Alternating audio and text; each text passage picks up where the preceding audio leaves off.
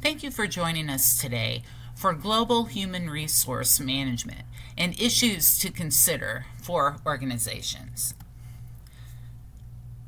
Now that you're an organization and you have determined to send employees to start up, manage, and develop global operations, it's important to understand what will be needed to succeed.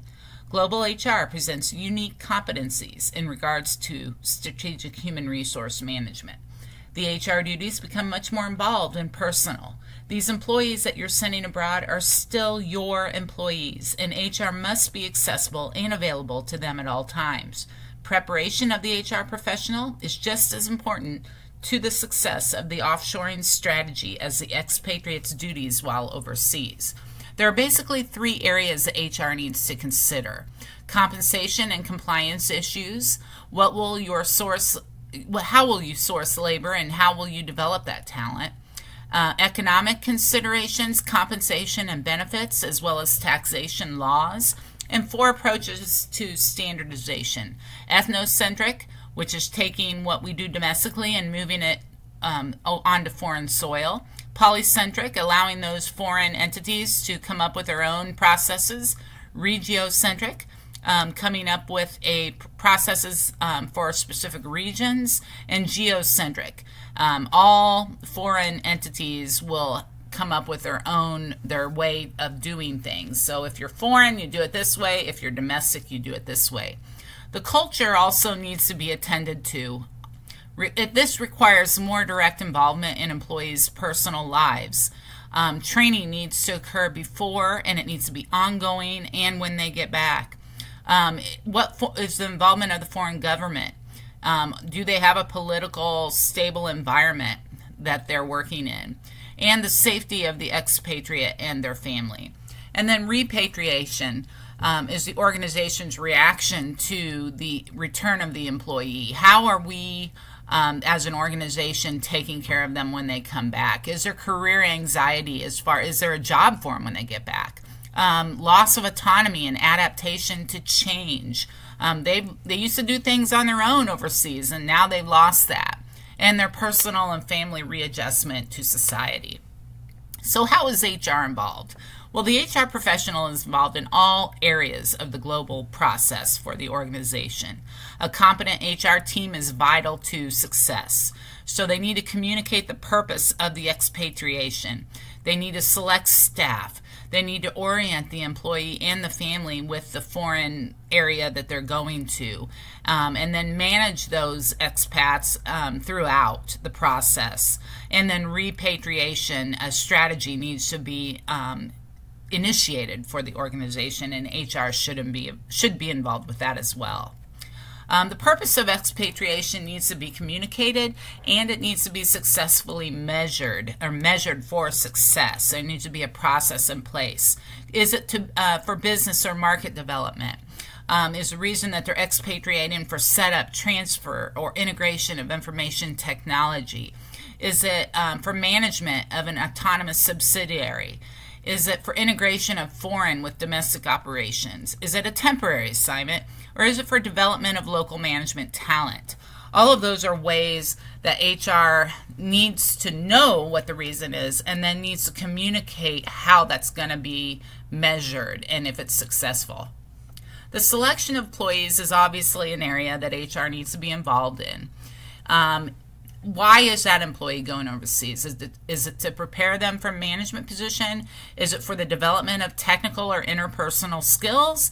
Or is it to allow an employee to follow a dual career partner or spouse? Unilever has a short video that explains this fuller.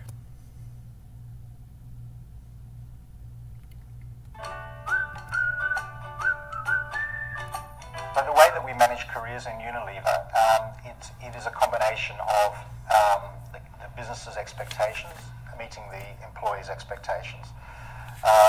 So Unilever, of course, is doing career planning, succession planning, and there are certain business needs that need to be addressed, and people will be asked to go and do a job because of those business needs. But at the same time, we would always take into account the feedback of the employee and what it is that that person would like to do. Expatriation can be for two reasons. One is we would send someone on expatriation where particular skill in a country, or there's a job that's a vacancy which we perhaps can't fill within the country. The second reason for expatriation is sending someone for their development, so that they can be developed to do a bigger job after that. So it's a combination of business needs meeting employee expectations.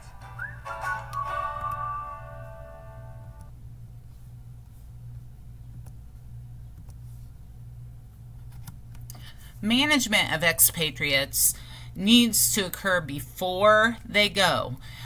In this initial assessment, technical abilities of the employee need to be assessed, adaptability, willingness, and motivation to live overseas. How are their communication skills, their patience and openness to differences, their willingness to interact with both the employee and family members. All of those things need to be assessed, and HR needs to be involved with that.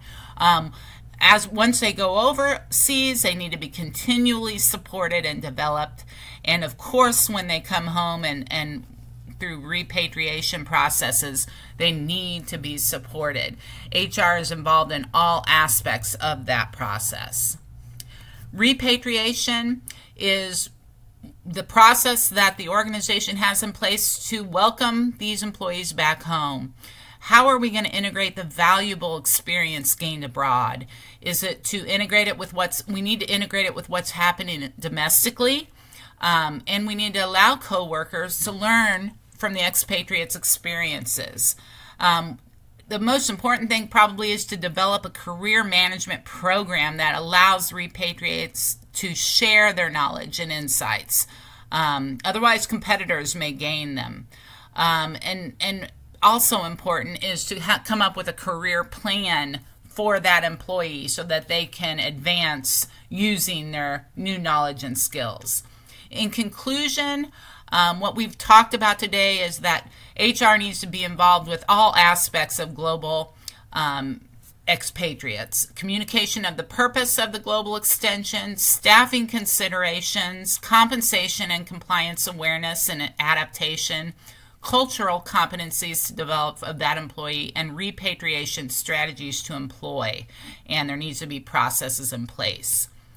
Here are some resources that I use in coming up with this presentation, and I thank you for listening.